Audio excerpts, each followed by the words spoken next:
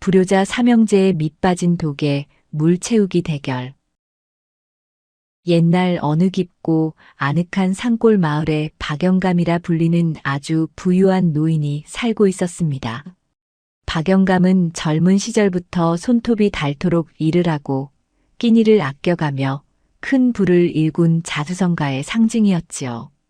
그의 집은 마을에서 가장 웅장했고 창고에는 해마다 거두어들인 곡식이 산처럼 쌓여 있었습니다. 사람들은 그를 보며 세상 부러울 것이 없겠다고 말했지만 정작 박영감의 속은 시커멓게 타들어가고만 있었어요. 그에게는 눈에 넣어도 아프지 않을 삼형제가 있었는데 이 아들들이 장성하면서 오로지 아버지의 재산에만 눈독을 들이기 시작했기 때문입니다. 첫째 아들인 만수는 욕심이 아주 많고 성격이 급한 사람이었습니다.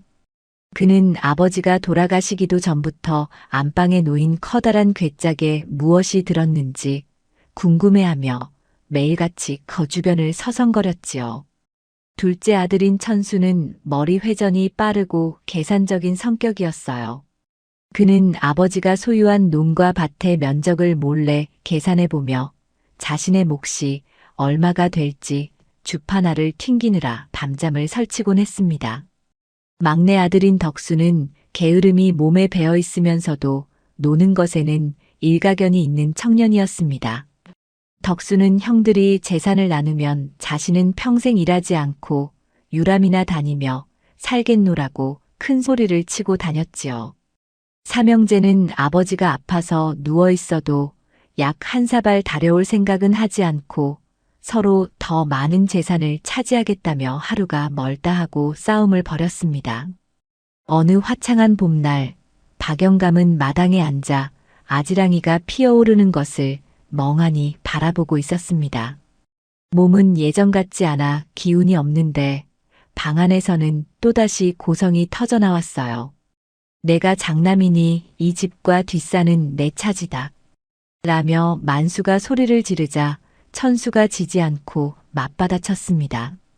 형님은 이미 논 몇마지기를 가져가지 않았습니까? 그러니 이번에는 공평하게 나누어야지요. 그 옆에서 덕수는 형님들끼리 다 가져가면 나는 어찌 삽니까? 나도 똑같이 나누어 주어야 합니다. 라며 징징거리는 소리를 냈습니다.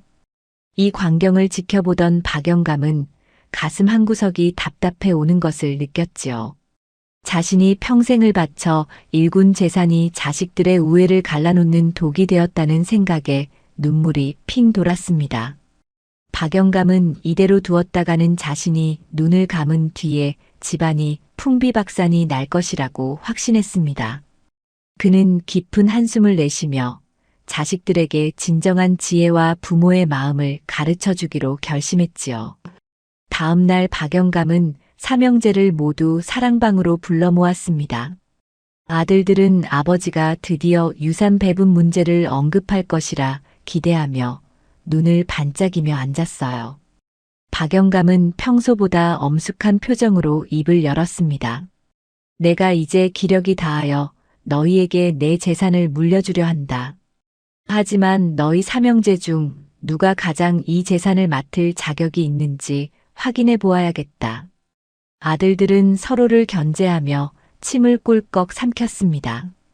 박영감은 마당 한가운데에 커다란 독 3개를 나란히 내어놓았습니다.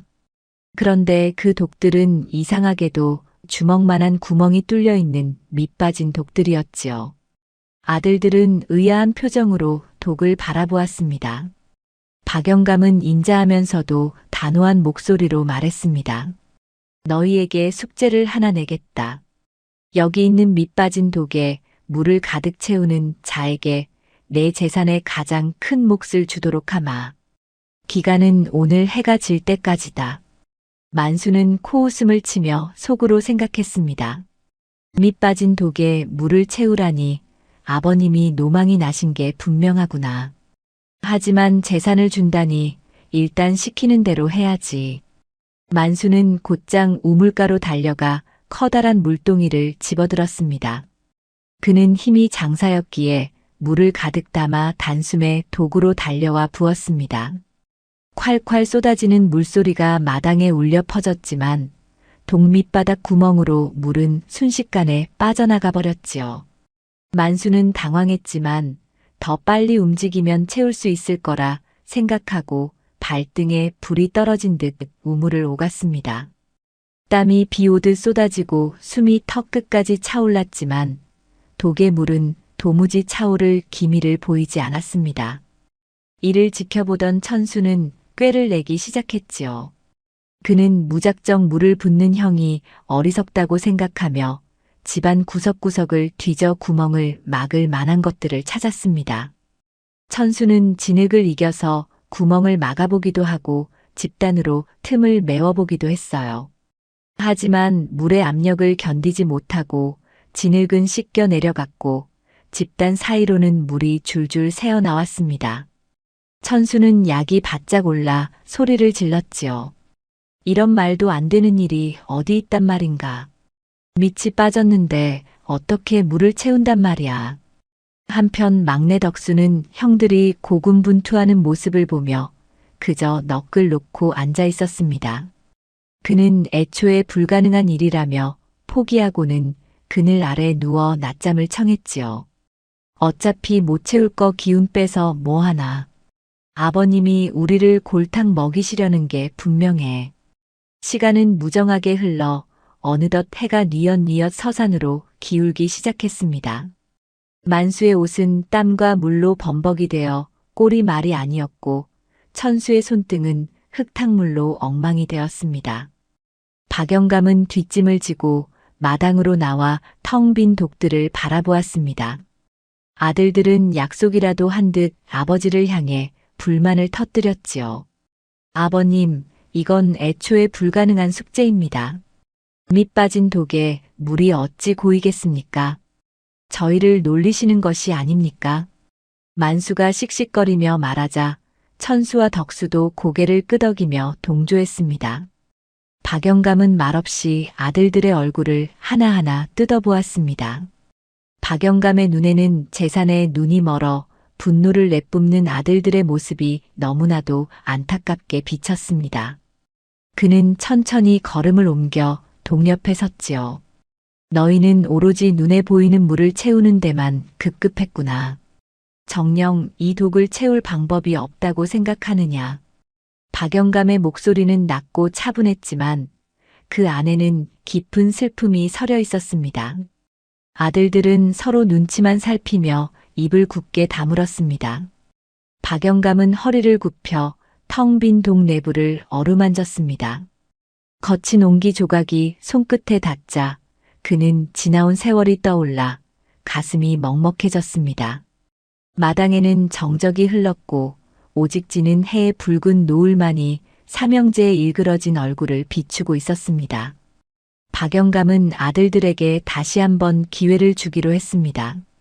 오늘 너희가 흘린 땀과 노력은 가상하다만 그것은 진정한 정답이 아니다.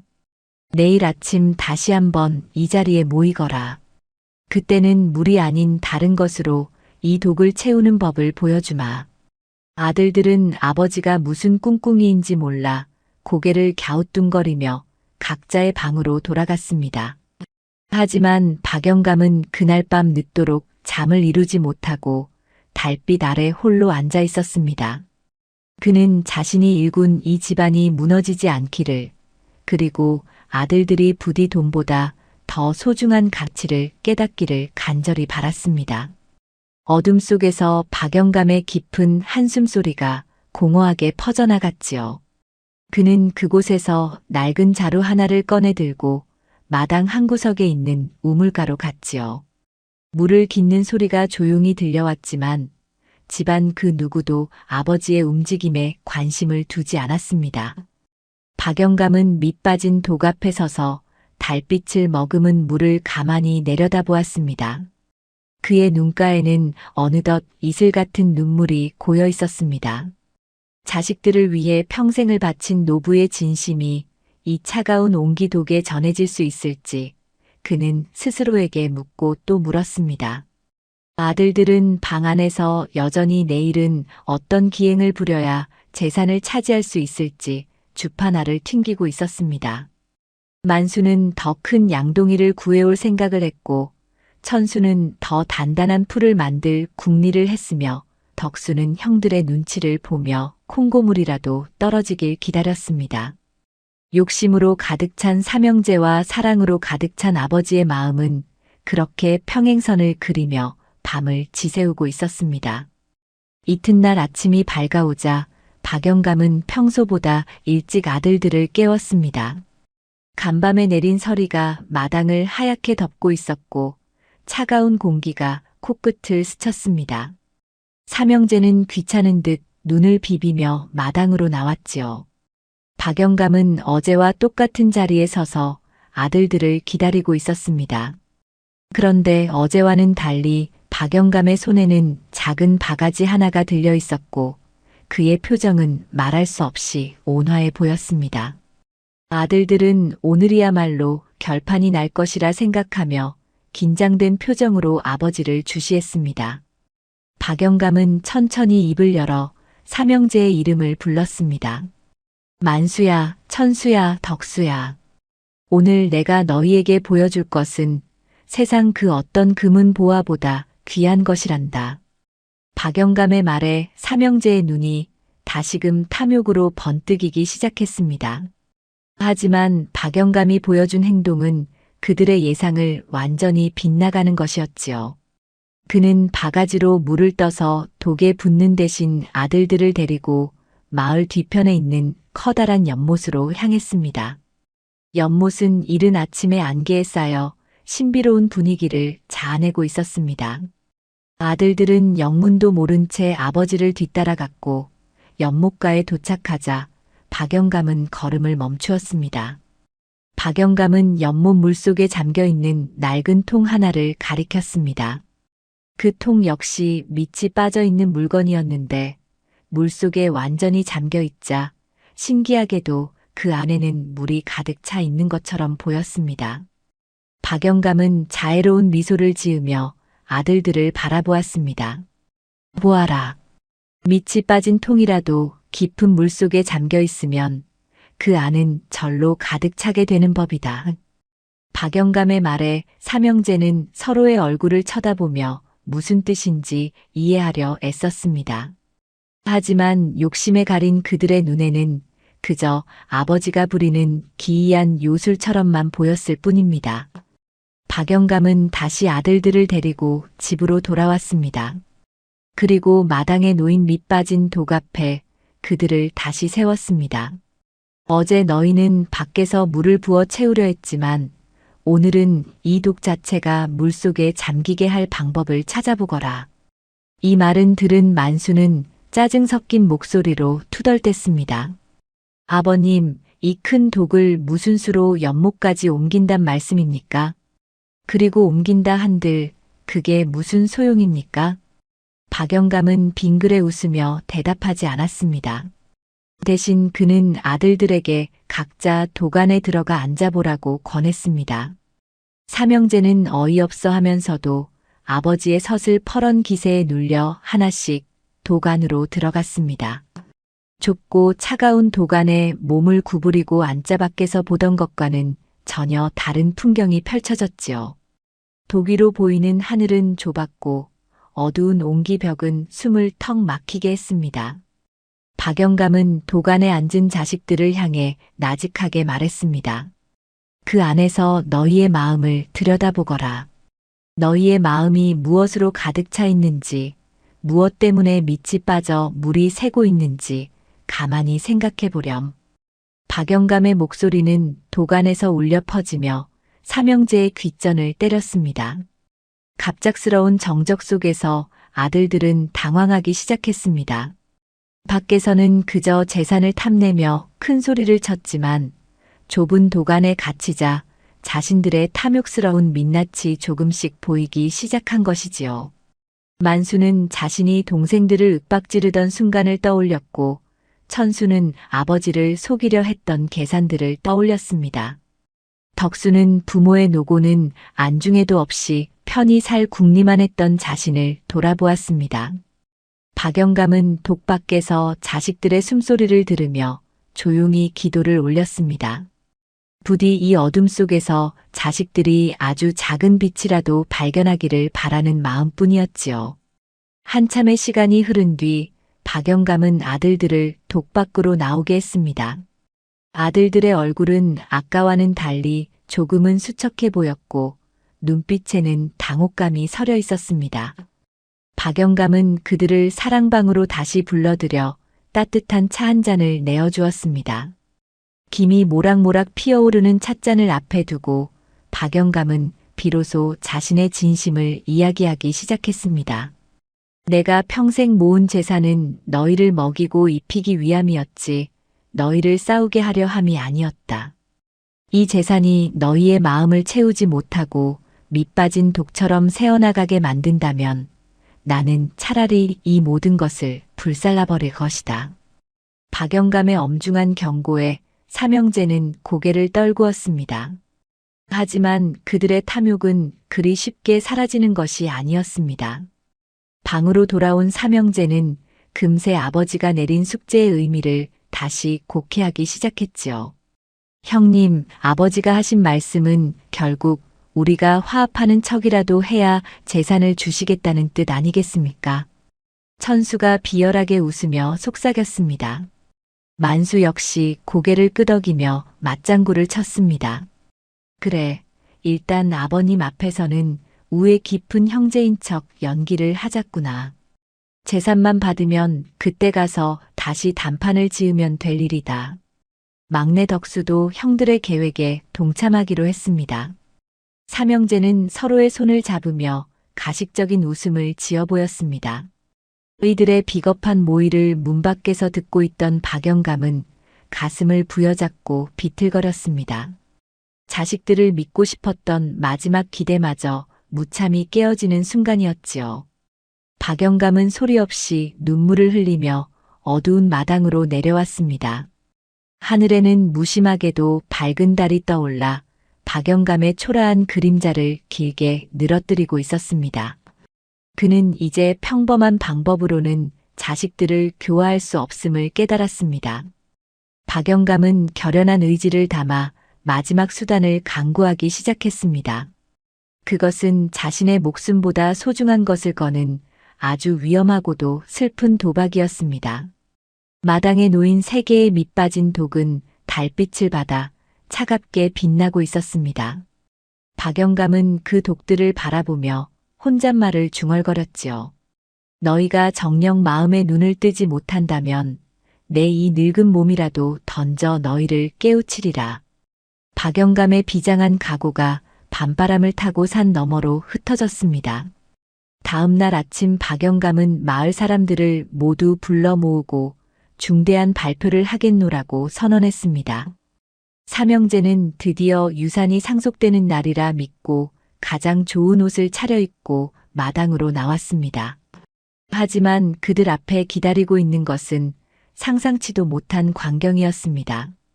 박영감은 삼형제 앞에 커다란 가마솥을 걸고 불을 지피기 시작했습니다. 그리고 그 안에는 그동안 자신이 애지중지 모아왔던 가문의 보물들과 문서들이 가득 들어 있었습니다. 아버님, 지금 무엇을 하시는 겁니까? 만수가 경악하며 소리쳤습니다. 박영감은 눈 하나 깜짝하지 않고 대답했습니다. 너희가 밑빠진 독에 물을 채우지 못했으니 이 재산은 아무런 쓸모가 없다. 차라리 연기가 되어 하늘로 날려보내는 것이 낫겠구나. 박영감의 손에 들린 횃불이 가마솥 아래 장작더미로 가까워졌습니다. 삼형제는 혼비백산하여 아버지를 말리려 달려들었지만 박영감의 기세는 평소와 달리 범접할 수 없을 만큼 강렬했습니다. 마당에는 긴장감이 감돌았고 마을 사람들은 숨을 죽인 채 이 기이한 광경을 지켜보았습니다. 재산이 눈앞에서 사라질 위기에 처하자 삼형제는 비로소 자신들이 얼마나 어리석었는지를 몸소 느끼기 시작했습니다. 하지만 그것은 여전히 뉘우침보다는 상실에 대한 공포에 가까웠지요. 박영감은 횃불을 높이 쳐들고 아들들의 눈을 똑바로 응시했습니다. 그의 눈에는 분노가 아닌 깊은 연민과 슬픔이 가득 차 있었습니다. 삼형제는 그 눈빛과 마주하는 순간 무언가 잘못되어 가고 있다는 강한 예감을 느꼈습니다. 이야기는 이제 삼형제의 탐욕이 빚어낸 파국을 향해 거침없이 달려가고 있었습니다. 박영감이 횃불을 높이 치켜들자 시뻘건 불꽃이 일렁이며 삼형제의 얼굴을 기괴하게 비추었습니다. 가마솥 안에서 타오를 준비를 하던 보물들과 문서들은 달빛보다 더 차가운 광채를 내뿜고 있었지요. 만수는 당장이라도 가마솥으로 뛰어들 기세였고 천수는 머릿속으로 저 문서들이 타버렸을 때의 손실을 계산하며 얼굴이 하얗게 질려 있었습니다. 덕수는 그저 발만 동동 구르며 아버지를 향해 소리를 질러댔어요. 아버님, 제발 고정하세요. 저것들이 어떤 재산인데 이렇게 허무하게 날리려 하십니까? 박영감은 자식들의 절규를 들으면서도 눈 하나 깜짝하지 않았습니다. 오히려 횃불을 더욱 가깝게 가져가며 나직하게 말했지요. 내 평생 피땀 흘려 모은 것들이다만 너희가 이 재산의 무게를 감당하지 못하고 서로를 핥히는 도구로만 쓴다면 이것은 재산이 아니라 저주다. 차라리 지금 다 태워 없애고 너희가 빈손으로 시작하는 것이 집안의 화근을 없애는 길이라 생각한다. 박영감의 목소리는 산 너머에서 들려오는 바람 소리처럼 차갑고도 단호했습니다. 삼형제는 아버지가 진심이라는 것을 깨닫고는 그제야 마당 한가운데에 무릎을 꿇고 엎드렸습니다. 만수가 먼저 바닥에 머리를 조아리며 말했습니다. 아버님, 저희가 잘못했습니다. 다시는 재산 때문에 싸우지 않겠으니 제발 저 횃불을 꺼주십시오. 이어 천수와 덕수도 형을 따라 눈물 섞인 목소리로 애원하기 시작했어요. 삼형제의 울음소리가 고요한 밤의 정적을 깨뜨렸습니다. 박영감은 한참 동안 자식들의 뒷모습을 바라보다가 천천히 횃불을 내렸습니다. 불꽃이 바닥에 흙을 태우며 꺼져가자 삼형제는 안도의 한숨을 내쉬었지요. 하지만 박영감의 가슴 속에는 여전히 지워지지 않는 깊은 수심이 자리 잡고 있었습니다. 박영감은 가마솥에서 보물 보따리를 다시 꺼내 안방으로 들여놓았습니다. 그리고 삼형제를 불러 다시 자리에 앉혔지요. 오늘 너희가 흘린 눈물이 재산 때문인지 진정 나를 향한 죄송함 때문인지 나는 아직 알 수가 없구나. 그래서 내가 마지막으로 너희에게 다시 한번 기회를 주겠다. 박영감의 말에 삼형제는 귀를 쫑긋 세웠습니다. 이번에는 각자 마을 밖으로 나가서 밑 빠진 독에 담아도 새지 않는 가장 귀한 것을 찾아오너라. 그것을 먼저 가져오는 이에게 이 집의 가업을 잊게 하고 모든 열쇠를 맡기겠다. 아들들은 어리둥절한 표정을 지었습니다. 밑 빠진 독에 담아도 새지 않는 것이라니 세상에 그런 물건이 어디 있을까 싶었지요. 하지만 이번에도 실패한다면 아버지가 정말로 재산을 불살라버릴지도 모른다는 공포가 그들을 움직이게 했습니다. 다음 날 아침 해가 뜨자마자 삼형제는 각자의 짐을 챙겨 마을 밖으로 떠났습니다. 만수는 북쪽의 큰 시장으로 향했고 천수는 지혜롭기로 소문난 스님이 계신 산사로 발길을 옮겼습니다. 덕수는 발길 닿는 대로 유랑하며 기이한 물건을 찾는 장사꾼들을 만나보기로 했지요. 첫째 만수는 자신이 가진 쌈짓돈을 털어 세상에서 가장 귀하고 단단한 보석을 찾으러 다녔습니다. 밑 빠진 독에 담아도 새지 않으려면 구멍보다 더 큰 보석이면 되겠지. 만수는 단순하게 생각했습니다. 그는 보석 상인들을 찾아가 주먹만 한 옥과 자수정을 사들였습니다. 빛깔이 영롱하고 무게감이 묵직한 보석들을 보며 만수는 회심의 미소를 지었지요. 그는 이것들을 독에 가득 채우면 아버지가 만족하실 거라 믿었습니다.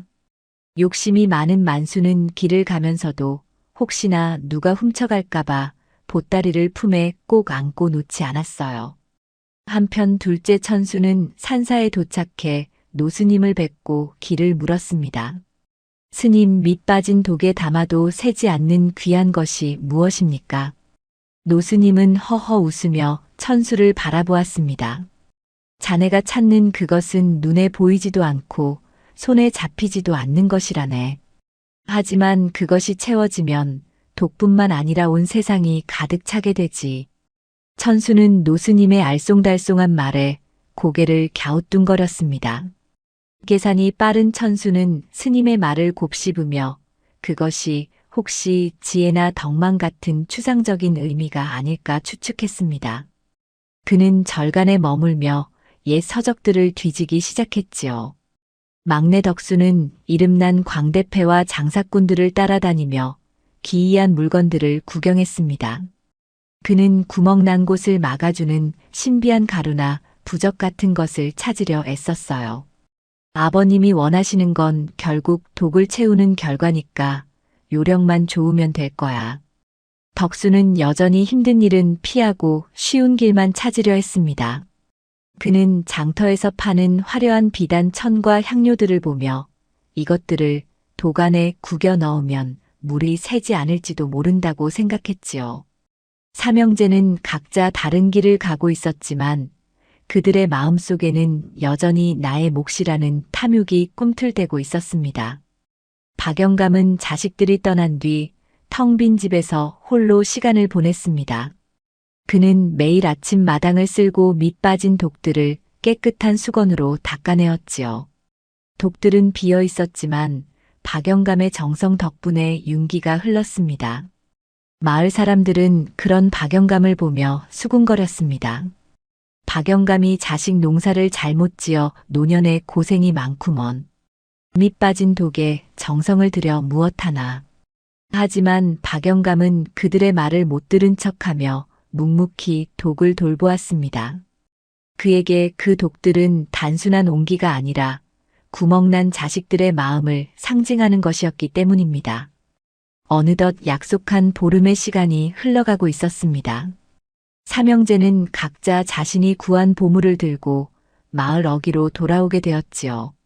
공교롭게도 삼형제는 마을 입구 커다란 느티나무 아래에서 딱 마주치고 말았습니다. 만수는 묵직한 보석 보따리를 자랑스럽게 내보였고 천수는 무언가 깨달은 듯한 엄숙한 표정으로 낡은 책 한 권을 들고 있었습니다. 덕수는 화려한 비단과 향료가 든 상자를 메고 씩씩거리고 있었지요. 그들은 서로의 물건을 훑어보며 비웃었습니다. 형님, 그런 돌덩이가 무슨 소용입니까? 아버님은 마음을 보신다니까요. 천수의 말에 만수가 버럭 화를 냈습니다. 이 녀석아, 마음이 밥을 먹여주느냐. 아버님은 이 집안의 기틀을 닦을 확실한 재물을 원하시는 거다. 삼형제는 집에 도착하기도 전에 또다시 길가에서 설전을 벌였습니다. 지나가는 마을 사람들은 혀를 차며 그들을 비켜 지나갔지요. 그때 길 한쪽에서 허름한 옷차림의 노파가 바구니를 들고 힘겹게 걸어오고 있었습니다. 노파는 삼형제 앞에 멈춰서서 가냘픈 목소리로 청했지요. 젊은이들, 내가 며칠째 끼니를 걸러 기운이 없네. 혹시 먹을 것이나 동전 한 푼 나누어 줄 수 있겠는가? 만수는 눈을 부라리며 노파를 밀쳐냈습니다. 어디서 거지 노파가 길을 막는 거야. 우리는 지금 중대한 일을 하러 가는 중이니 저리 비키게.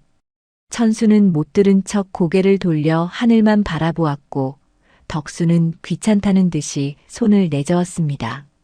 우리가 지금 그럴 여유가 어디 있습니까? 할머니, 다른 데 가서 알아보세요.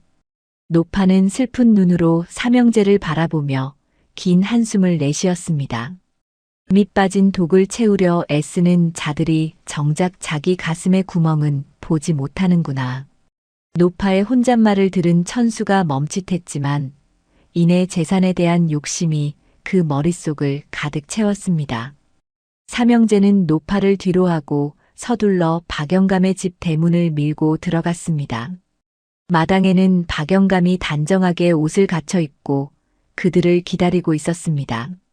아들들은 약속이라도 한 듯 아버지가 내놓은 밑빠진 독 앞으로 달려가 자신들이 가져온 것들을 쏟아붓기 시작했지요. 만수는 번쩍이는 보석들을 독에 가득 넣었습니다. 보석들은 독의 구멍으로 빠져나가지는 않았지만 독 안을 가득 채우기에는 턱없이 부족했습니다. 보십시오, 아버님. 이것들이면 우리 집안을 평생 먹여 살리고도 남을 보배드립니다. 만수가 으스대며 말했습니다. 하지만 박영감의 표정은 차갑기만 했습니다. 다음으로 천수가 나섰습니다. 그는 독 안에 자신이 가져온 귀한 경전과 글귀들을 넣었습니다. 아버님, 밑빠진 독을 채울 수 있는 것은 변치 않는 진리와 지혜뿐입니다. 이 가르침들로 집안의 가풍을 세우겠습니다. 천수의 말은 그럴듯했지만 독 안은 여전히 텅 비어 보였고 종이들은 바람에 날려 마당 구석으로 흩어졌습니다. 박영감은 말없이 흩어지는 종이들을 바라보았지요. 마지막으로 덕수가 화려한 비단으로 독의 구멍을 억지로 막고 그 안에 향료를 가득 부었습니다. 아버님, 향기로운 이 냄새가 온 집안을 채울 것입니다. 보기도 좋고 향도 좋으니 이보다 귀한 게 어디 있겠습니까? 삼형제는 서로 자신이 가져온 것이 으뜸이라며 다시 다투기 시작했습니다. 박영감은 눈을 지그시 감고 자식들의 고성을 들었습니다. 한참이 지난 뒤 박영감이 천천히 눈을 떴을 때 그의 눈동자에는 실망을 넘어선 깊은 체념이 서려 있었습니다. 너희가 가져온 것들은 모두 귀한 것들이다. 하지만 그것들은 밑빠진 독을 채우지도 못했고 무엇보다 너희의 마음속에 있는 구멍을 막지도 못했구나. 박영감은 자리에서 일어나 독 근처로 다가갔습니다. 그리고 만수가 넣은 보석과 천수의 책, 덕수의 비단을 모두 밖으로 끄집어냈습니다. 내가 말한 밑빠진 독에 담아도 새지 않는 것은 바로 사랑과 자비심이었다. 아까 마을 어귀에서 만난 노파를 기억하느냐. 박영감의 말에 삼형제는 가슴이 철렁 내려앉았습니다. 아버지가 그 광경을 모두 지켜보고 계셨던 것이지요. 그 노파는 내가 부탁하여 너희의 마음을 시험해 본 분이었다. 만약 너희 중 단 한 명이라도 그분에게 따뜻한 밥 한 끼를 대접했다면 그 마음이 바로 이 독을 가득 채웠을 것이다. 삼형제는 부끄러움에 고개를 들지 못했습니다. 자신들의 탐욕이 아버지가 주신 마지막 기회마저 날려버렸다는 사실을 깨달은 것이지요. 박영감은 허탈한 듯 웃음을 터뜨렸습니다. 내 재산이 결국 내 자식들을 이렇게 망쳐놓았구나. 이제 더는 지켜볼 수가 없다. 박영감은 갑자기 가슴을 부여잡으며 비틀거렸습니다. 삼형제는 놀라 아버지에게 달려갔지만 박영감은 그들의 손을 뿌리쳤습니다. 오지 마라. 너희의 손에서 재물 냄새만 나는구나. 박영감은 비틀거리는 걸음으로 방 안으로 들어갔고 문을 굳게 걸어 잠갔습니다. 마당에 남겨진 삼형제는 차가운 밤 공기 속에서 서로의 얼굴만 바라보았습니다. 이제는 싸울 기운조차 남아있지 않았지요. 그날 밤 박영감의 방에서는 밤새도록 짐을 꾸리는 소리와 무언가를 태우는 냄새가 났습니다. 삼형제는 방문 앞에서 무릎을 꿇고 사죄했지만 방 안에서는 아무런 대답도 들려오지 않았습니다. 새벽녘이 되었을 때 박영감의 방문이 천천히 열렸습니다. 박영감은 등짐 하나만을 맨 채 초라한 행색으로 밖으로 나왔습니다. 그의 손에는 집안의 모든 열쇠가 든 꾸러미가 들려 있었지요. 삼형제는 아버지가 어디론가 떠나려 한다는 것을 직감했습니다. 아버님, 어디를 가시려 합니까? 저희가 정말 잘못했습니다. 박영감은 열쇠 꾸러미를 마당 바닥에 내던졌습니다. 쇳덩이가 부딪히는 날카로운 소리가 마당에 가득 퍼졌습니다. 이 열쇠들은 이제 너희들의 것이다. 집도 땅도 금고 속의 보석도 모두 너희가 나누어 가져라. 나는 이제 더 이상 박영감이 아닌 그냥 떠돌이 노인으로 살아가련다. 박영감의 말에 삼형제는 큰 충격을 받았습니다.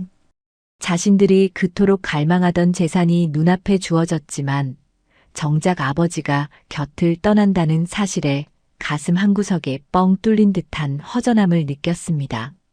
박영감은 뒤도 돌아보지 않고 대문을 나섰습니다. 삼형제는 아버지를 붙잡으려 뒤쫓아갔지만 박영감의 걸음은 평소와 달리 무척이나 빨랐습니다. 그는 마치 무거운 짐을 내려놓은 사람처럼 가벼운 발걸음으로 산길을 올라갔습니다. 안개가 자욱하게 낀 산길에서 박영감의 뒷모습은 점점 희미해져 갔습니다. 삼형제는 안개 속에서 아버지의 이름을 부르며 통곡했습니다. 하지만 돌아오는 것은 공허한 메아리뿐이었지요. 집으로 돌아온 삼형제 앞에는 주인을 잃은 거대한 저택과 산처럼 쌓인 곡식, 그리고 마당 한복판에 밑 빠진 독들만이 덩그러니 남아 있었습니다. 재산을 차지하게 되었음에도 불구하고 삼형제의 마음은 이전보다 더 춥고 쓸쓸했습니다. 그들은 각자 방으로 흩어져 들어갔지만 잠을 이룰 수 없었지요. 창밖으로는 소리 없이 밤비가 내리기 시작했습니다. 빗물이 밑 빠진 도간으로 떨어져 구멍으로 줄줄 새어나가는 소리가 삼형제의 귓가에 슬프게 울려 퍼졌습니다. 우리가 진정으로 원했던 것이 이것이었나. 만수는 어둠 속에서 자문했습니다.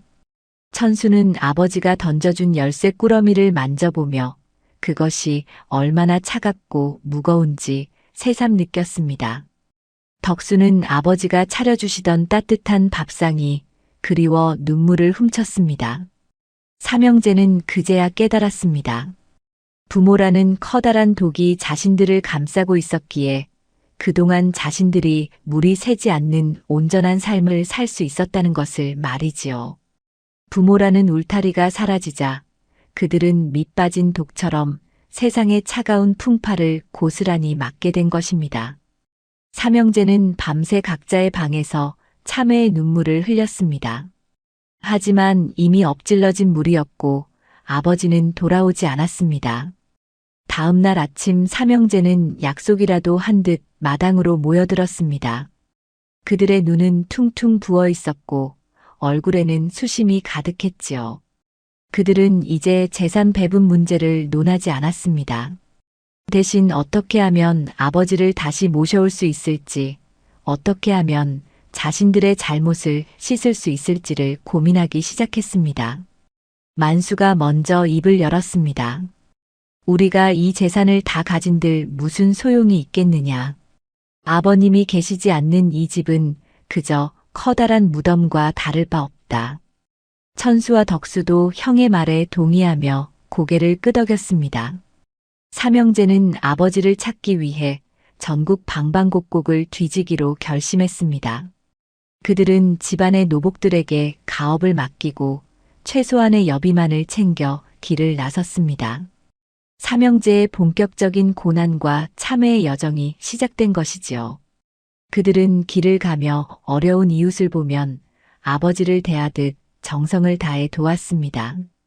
배고픈 이에게는 밥을 나누어 주고 헐벗은 이에게는 옷을 벗어주며 아버지가 말씀하셨던 사랑의 의미를 몸소 실천하기 시작했습니다.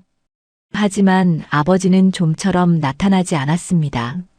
산을 넘고 강을 건너며 삼형제는 육체적인 고통보다 마음의 죄책감으로 더 힘들어했습니다. 그러던 어느 날 삼형제는 험준한 고갯길을 넘다가 쓰러져 있는 한 노인을 발견하게 되었습니다. 그 노인의 뒷모습은 꿈에도 그리던 아버지 박영감과 너무나도 닮아 있었지요.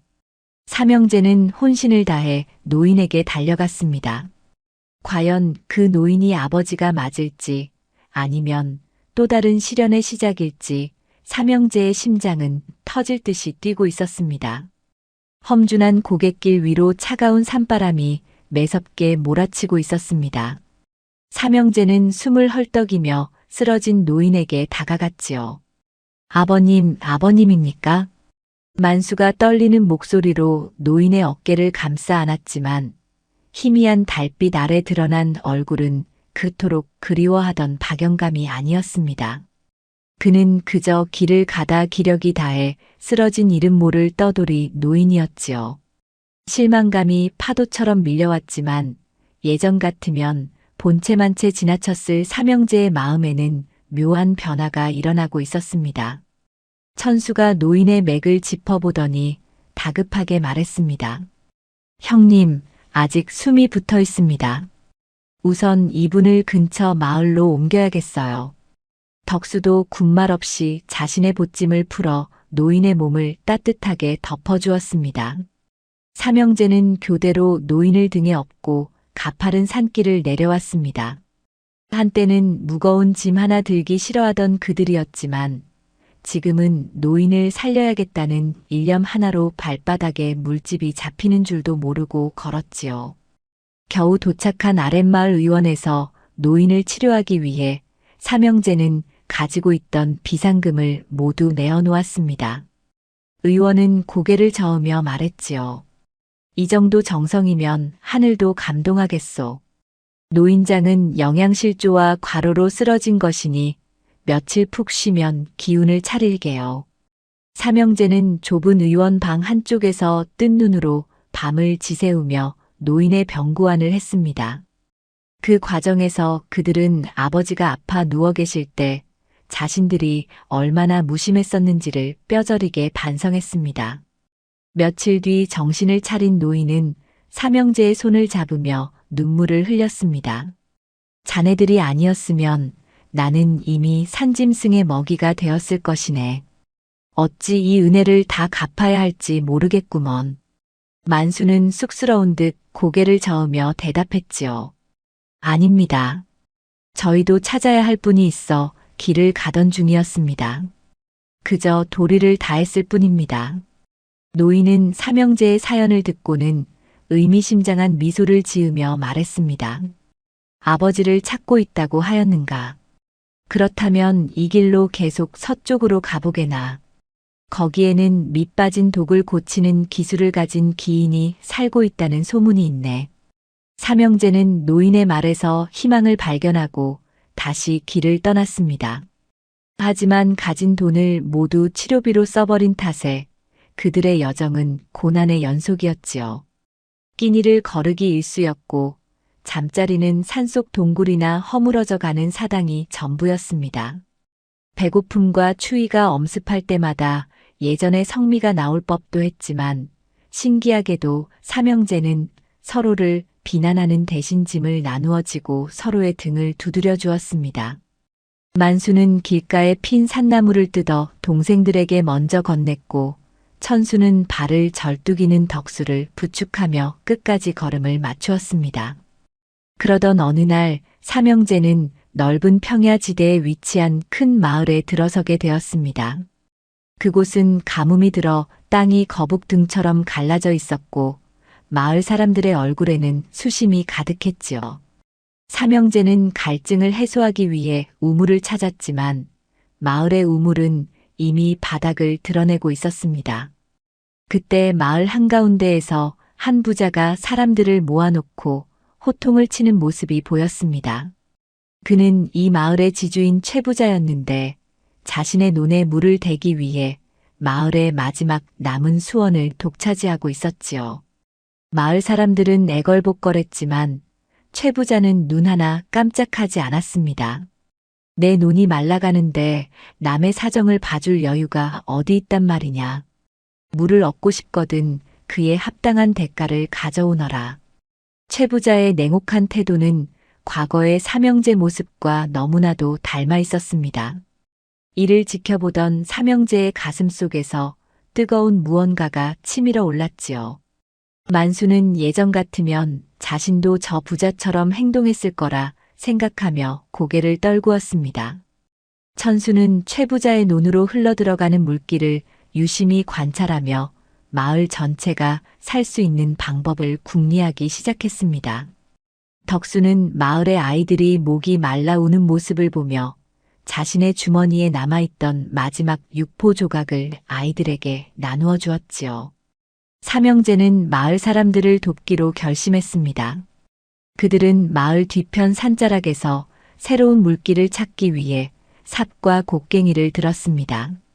뜨거운 볕 아래서 흙을 파헤치는 일은 고데기 짝이 없었지만 삼형제는 아버지가 일구었던 논밭의 소중함을 떠올리며 땀을 흘렸습니다. 만수의 손바닥은 갈라져 피가 났고 천수의 등은 햇볕에 타서 껍질이 벗겨졌습니다. 하지만 그들은 멈추지 않았지요. 우리가 아버님께 드린 상처에 비하면 이 정도 고통은 아무것도 아니다. 만수의 격려에 동생들은 더욱 힘을 내어 땅을 팠습니다. 사흘 밤낮을 쉬지 않고 작업한 끝에 바위 틈에서 맑은 물줄기가 솟아나오기 시작했습니다. 마을 사람들은 환성을 지르며 달려나왔고 갈라진 논바닥으로 시원한 물이 흘러 들어갔습니다.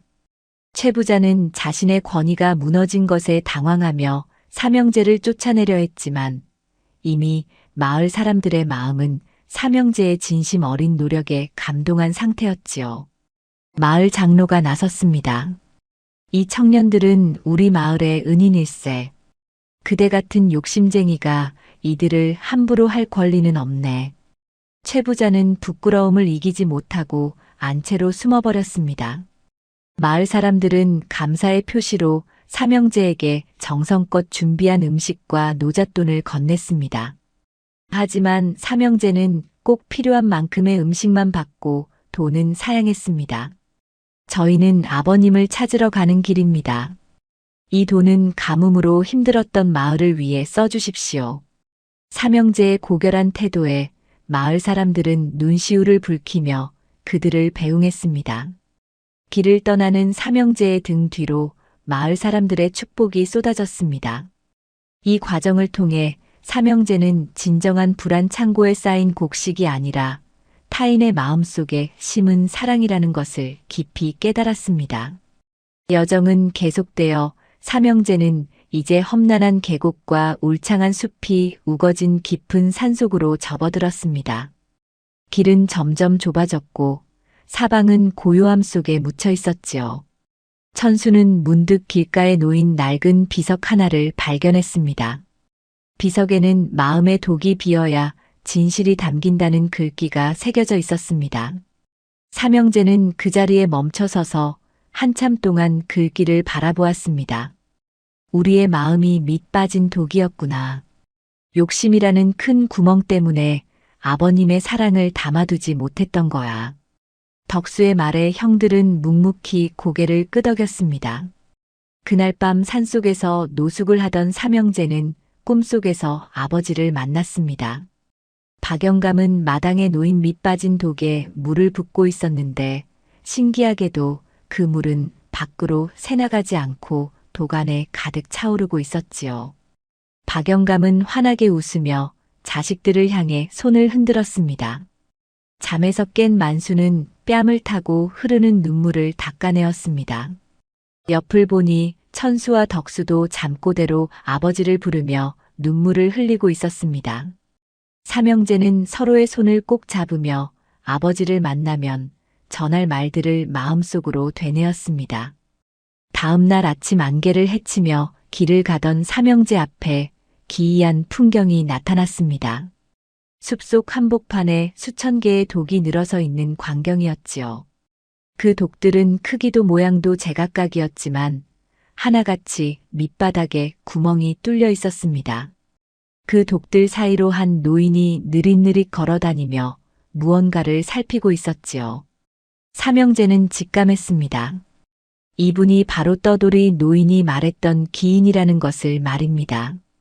그들은 경건한 마음으로 노인에게 다가가 정중히 인사를 올렸습니다. 노인은 고개를 들어 삼형제를 바라보았습니다. 그의 눈빛은 맑고 투명하여 마치 삼형제의 속마음을 꿰뚫어 보는 듯 했지요. 밑 빠진 독을 고치러 왔느냐 아니면 채우러 왔느냐. 노인의 물음에 만수가 대답했습니다. 저희는 저희의 구멍난 마음을 고치고 그 안에 아버님의 진심을 채우러 왔습니다. 노인은 허허 웃으며 삼형제를 오두막 안으로 들였습니다. 오두막 안은 소박했지만 말할 수 없는 평온함이 감돌고 있었습니다.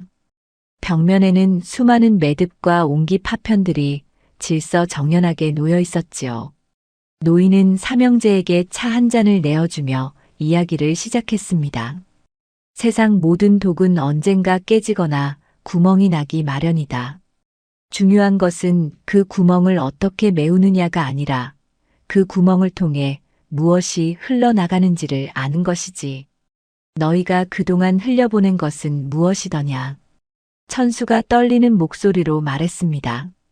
저희는 부모님의 은혜와 형제간의 우애를 모두 흘려보냈습니다. 오직 탐욕만을 도간에 남기려 했습니다. 노인은 고개를 끄덕이며 삼형제에게 각각 작은 망치와 진흙을 건넸습니다. 여기 있는 독들 중 너희의 마음을 닮은 것을 골라 오늘 밤 안으로 수리해 보아라. 단 흙으로 구멍을 막는 것이 아니라 너희가 길 위에서 배운 것들로 메워야 하느니라. 노인은 그 말을 남기고 숲속으로 사라졌습니다. 삼형제는 수천 개의 독 사이를 헤매며 자신의 마음과 가장 닮은 독을 찾기 시작했지요. 만수는 금이 간 거칠고 투박한 독을 골랐고 천수는 겉은 매끄럽지만 밑이 휑하게 뚫린 독을 선택했습니다. 덕수는 작고 아담하지만 여기저기 이가 빠진 독 앞에 앉았습니다. 밤이 깊어지자 숲에는 다시 정적이 찾아왔습니다. 삼형제는 각자의 독 앞에 앉아 깊은 명상에 잠겼습니다. 만수는 자신이 장남으로서 동생들을 보듬지 못한 미안함을 떠올리며 진흙을 이겼습니다.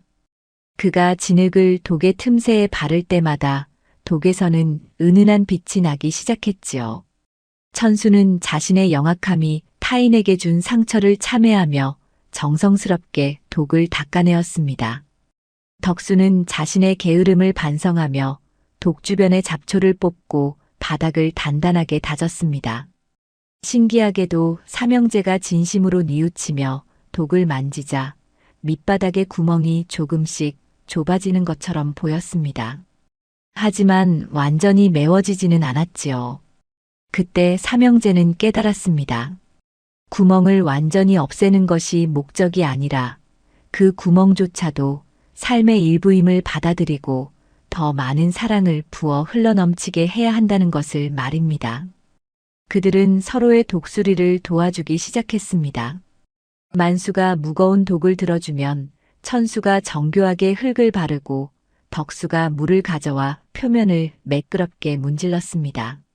새벽녘이 되자 세 개의 독은 비록 흉터는 남았지만 이전보다 훨씬 단단하고 기품 있는 모습으로 변해 있었습니다. 노인이 돌아와 삼형제의 결과물을 보더니 만족스러운 듯 고개를 끄덕였습니다. 이제야 너희가 밑빠진 독의 비밀을 알아냈구나. 보아라, 너희가 합심하여 만든 이 독들은 이제 물이 아니라 세상을 담을 준비가 되었느니라. 노인은 삼형제에게 산 너머 구름 속에 가려진 작은 마을을 가리켰습니다. 저곳에 너희가 그토록 찾는 이가 있을지도 모르겠구나. 하지만 명심해라.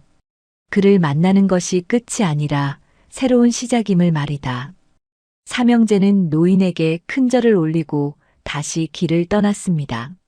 산등성이에 올라 뒤를 돌아보니 노인과 수많은 독은 온데간데 없고 오직 푸른 숲만이 아침 안개 속에 평화롭게 펼쳐져 있었습니다.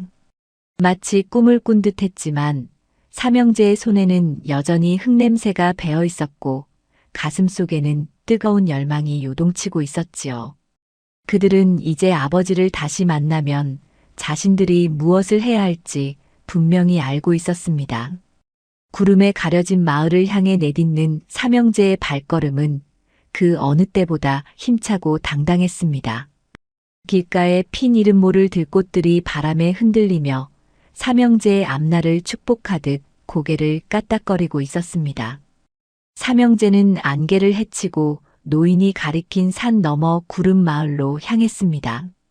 고개를 넘을 때마다 다리는 천근만근 무거웠고 숨은 턱 끝까지 차올랐지만 아버지를 찾아야 한다는 일념 하나로 서로의 손을 꼭 잡고 나아갔지요. 마침내 산등성이 아래로 옹기종기 모여있는 작은 마을이 보였습니다. 그곳은 화려한 기와집 하나 없는 소박한 곳이었지만 집집마다 굴뚝에서 피어오르는 연기가 평화롭기 그지없었습니다. 삼형제는 떨리는 가슴을 진정시키며 마을 어귀로 들어섰습니다. 마을 사람들에게 수소문한 끝에 삼형제는 마을 변두리 숲길 옆에 자리 잡은 작은 오두막을 찾아낼 수 있었습니다. 그곳은 비바람만 겨우 피할 정도로 허름했고 마당에는 잡초가 무성했지요. 삼형제는 오두막 앞에 서서 차마 문을 두드리지 못한 채 서성거렸습니다. 그때 숲속에서 삐걱거리는 수레 소리가 들려왔습니다. 삼형제는 얼른 나무 뒤로 몸을 숨겼지요. 잠시 후 낡은 수레의 땔감을 가득 싣고 힘겹게 언덕을 오르는 한 노인의 모습이 나타났습니다. 그 노인은 바로 그토록 찾아 헤매던 아버지 박영감이었습니다. 하지만 예전에 위험 있던 모습은 온데간데 없고 옷은 여기저기 기운 자국이 가득했으며 얼굴은 깊은 주름과 검버섯으로 뒤덮여 있었습니다. 만수는 나무 뒤에서 아버지를 보자마자 입을 틀어막고 주저앉아 버렸습니다. 천수와 덕수 역시 흐르는 눈물을 주체하지 못했지요.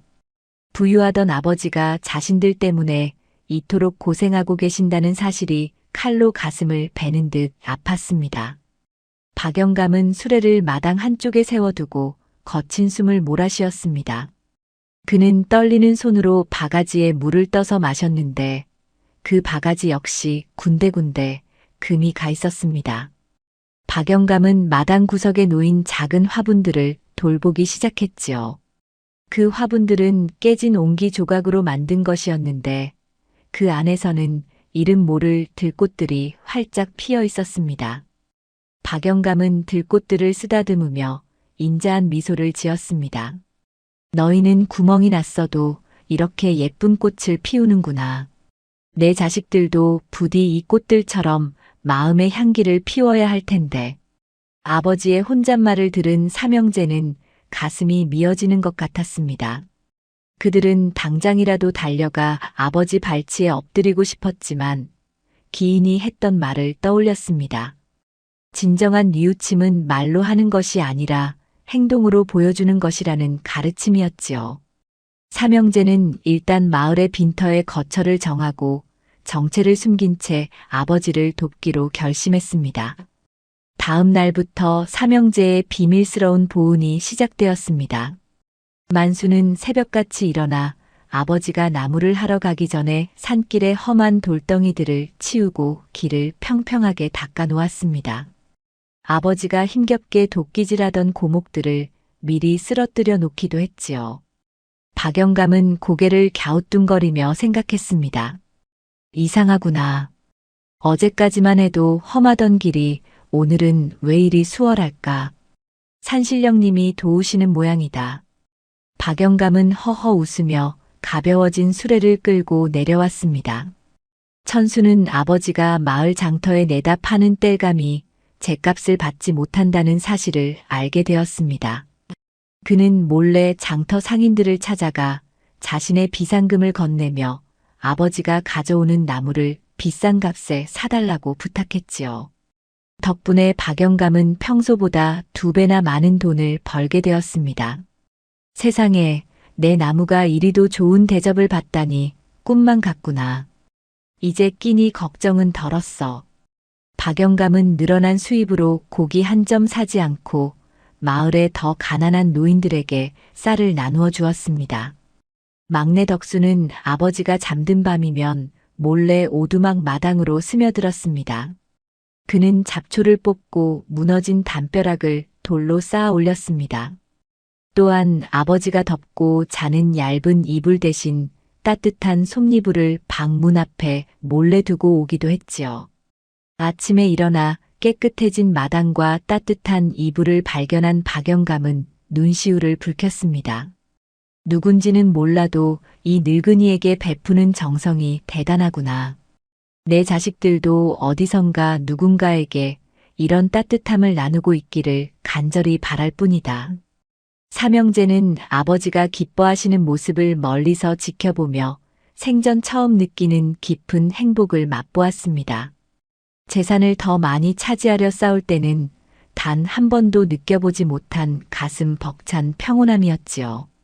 그들은 이제 자신들이 가졌던 금은보화보다 지금 아버지를 위해 흘리는 땀 한 방울이 훨씬 더 가치 있다는 것을 깨달았습니다. 그러던 어느 날 구름마을에 큰 위기가 찾아왔습니다. 며칠 동안 쉬지 않고 장대비가 쏟아지더니 마을 뒷산의 흙더미가 무너져 내리기 시작한 것이지요. 마을 사람들은 공포에 질려 대피하기 시작했습니다. 하지만 숲길 가장자리에 있는 박영감의 오두막은 고립되어 아무도 접근하지 못하는 상황이 되었습니다.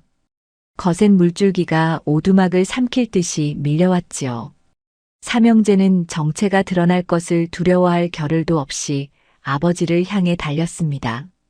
진흙탕에 빠지고 나무 뿌리에 걸려 넘어져도 그들은 멈추지 않았습니다. 아버님, 저희가 갑니다. 만수가 목청껏 소리치며 앞장섰습니다. 그들이 오두막에 도착했을 때 이미 지붕은 비뚤어져 있었고 방 안까지 물이 차오르고 있었습니다. 박영감은 당황하여 방 한구석에서 짐을 챙기려 애쓰고 있었지요. 만수는 단숨에 방 안으로 뛰어들어가 아버지를 번쩍 업었습니다. 천수와 덕수는 무너져가는 석가래를 몸으로 지탱하며 아버지가 빠져나갈 길을 만들었지요. 흙탕물이 무릎까지 차올랐지만 삼형제는 서로의 팔꿈치를 꽉 잡고 인간띠를 만들어 거센 물살을 견뎌냈습니다. 그들은 아버지를 안전한 고지대로 모신 뒤에야 비로소 안도의 한숨을 내쉬었습니다. 비를 흠뻑 맞은 채 떨고 있던 박영감은 자신을 구한 청년들의 얼굴을 가만히 들여다보았습니다. 거친 손과 검게 그을린 피부 그리고 예전의 탐욕은 사라지고 오직 사랑과 걱정만이 가득한 눈빛. 박영감은 떨리는 손으로 자식들의 얼굴을 하나하나 어루만졌습니다. 너희가 정녕 내 아들들이 맞느냐? 박영감의 목소리가 빗소리 사이로 잦아들듯 들려왔습니다. 삼형제는 약속이라도 한 듯 그 자리에 무릎을 꿇었습니다. 아버님, 저희가 죽을 죄를 지었습니다. 이제야 아버님의 깊은 뜻을 알게 되었습니다. 만수가 아버님의 젖은 발을 자신의 소매로 닦아내며 통곡했습니다. 천수와 덕수 역시 아버지의 옷자락을 붙잡고 참회의 눈물을 흘렸지요.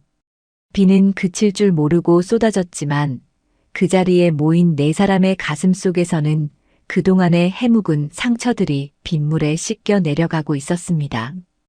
박영감은 자식들을 차례로 안아주었습니다. 그의 눈에서도 뜨거운 눈물이 흘러내렸지요. 고맙구나. 돌아와 주어서 정말 고맙다. 밑 빠진 독이 이제야 온전한 물을 담았구나. 박영감은 재산을 잃은 것보다 자식들을 되찾은 것이 비교할 수 없을 만큼 기뻤습니다. 그는 자식들의 손을 잡고 마을 사람들과 함께 임시 대피소로 향했습니다. 다음 날 비가 그치고 맑은 해가 솟아올랐습니다.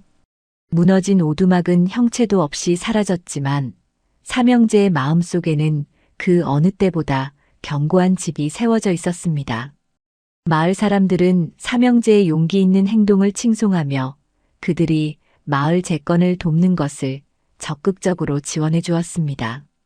삼형제는 예전처럼 남에게 시키는 것이 아니라 직접 돌을 나르고 흙을 개며 무너진 마을을 복구하는 데 앞장섰습니다.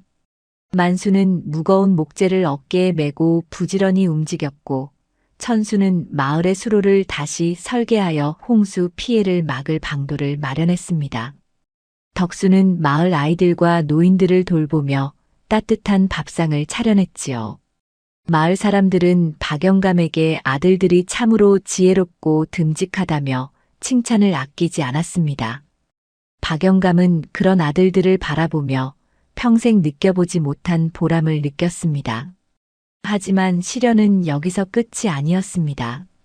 마을 재건이 어느 정도 마무리될 무렵 예전 박영감의 집에서 일하던 노복 하나가 급한 전가를 들고 찾아왔습니다.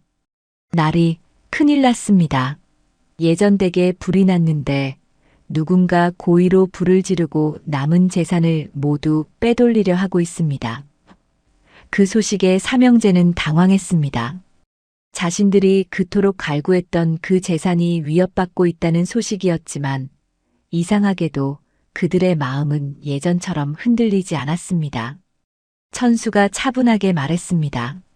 재물은 있다가도 없는 법입니다.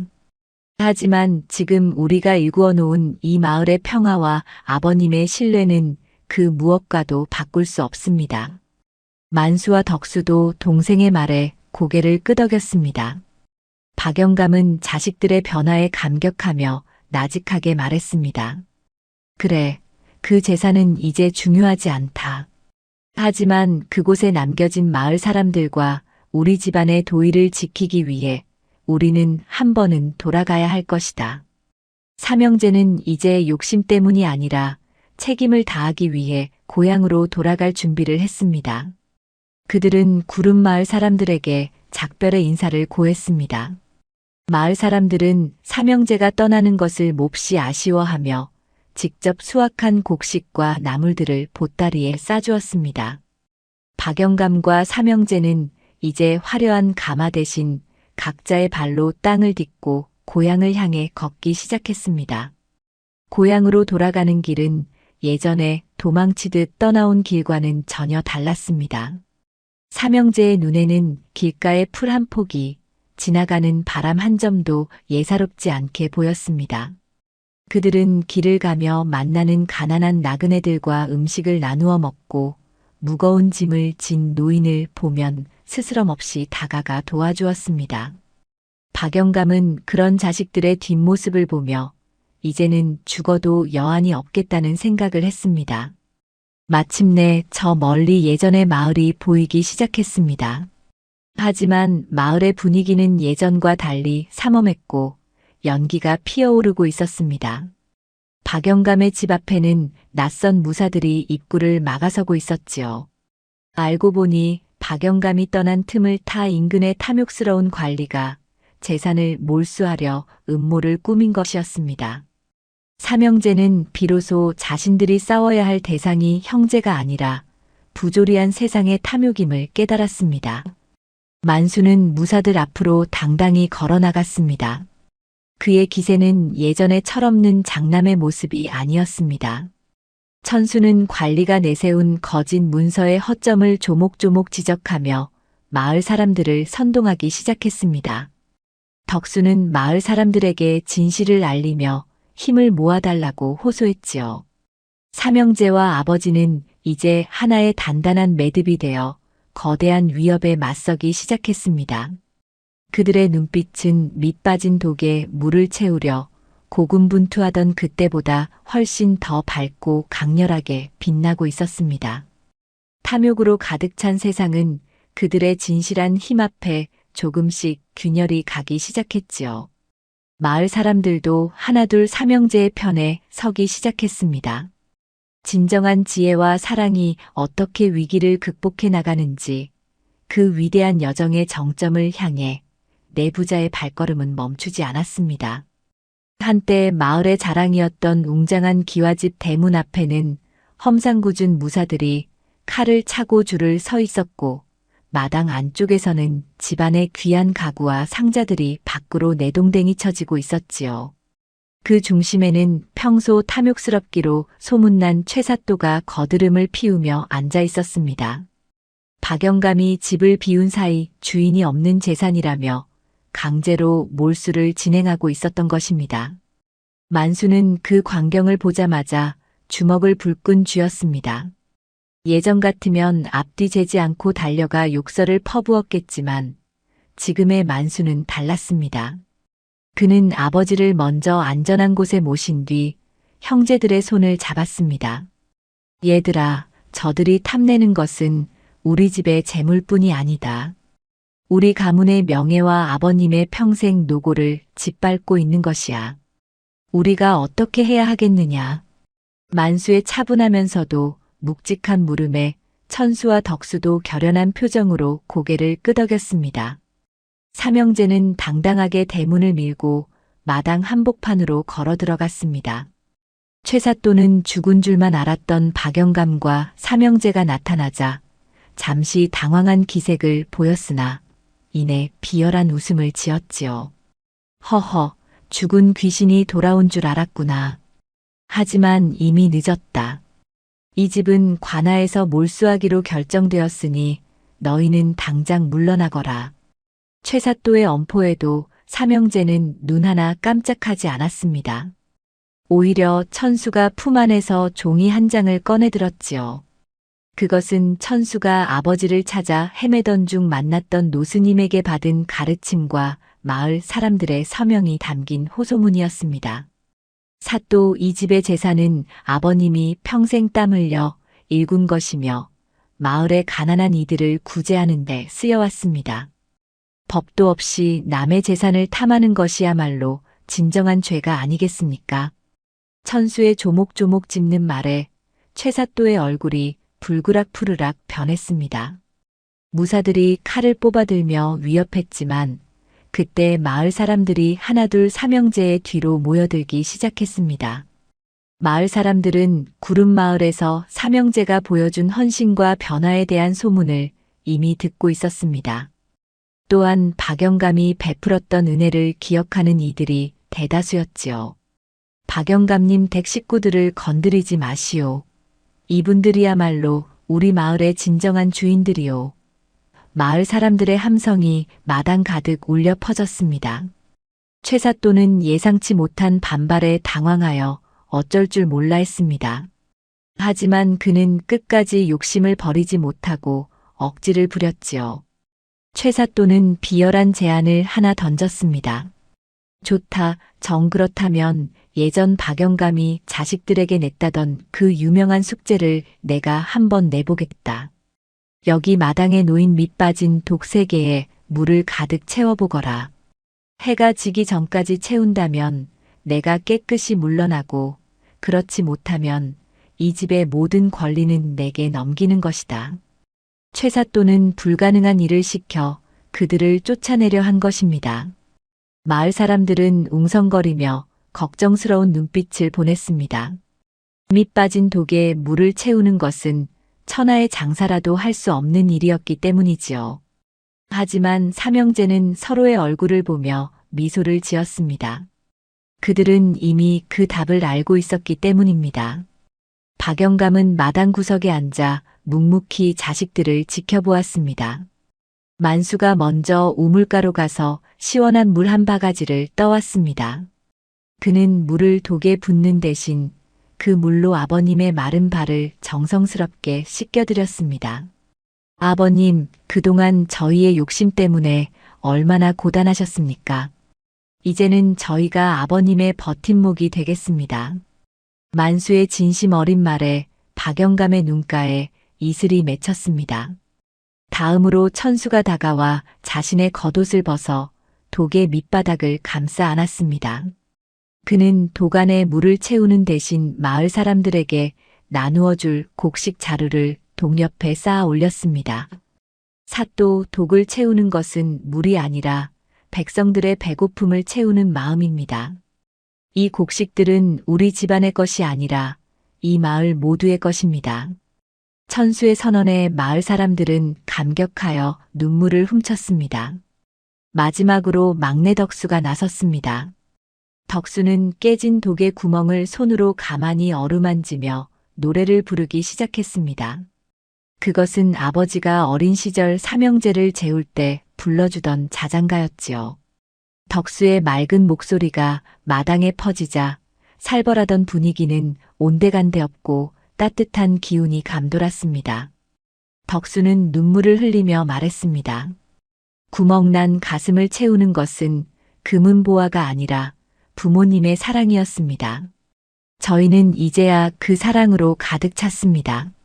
삼형제가 보여준 것은 눈에 보이는 물이 아니었습니다. 그것은 효심과 우애, 그리고 타인을 위하는 자비의 마음이었지요. 신기하게도 그들의 진심이 온 마당을 가득 채우자 구경하던 마을 사람들의 마음속에도 따뜻한 물결이 일렁였습니다. 최사또는 그 기세에 압도되어 뒷걸음질 쳤습니다. 이런 법이 어디 있느냐.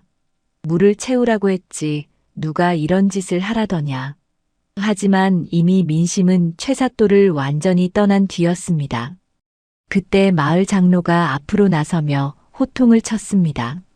사또 보시오. 저 독들은 이미 가득 찼소. 당신의 눈에는 보이지 않는 귀한 마음들이 넘쳐 흐르고 있단 말이오. 당장 이 집에서 떠나지 않으면 관찰사 사또께 이 부당함을 고하겠소. 마을 사람들의 거센 항의와 삼형제의 단단한 결속력 앞에 최 사또는 결국 꼬리를 내리고 도망치듯 사라졌습니다. 무사들도 칼을 거두고 황급히 뒤를 따랐지요. 마당에 평화가 찾아오자 박영감은 자리에서 일어나 자식들을 하나하나 품에 안았습니다. 오냐, 내 아들들아.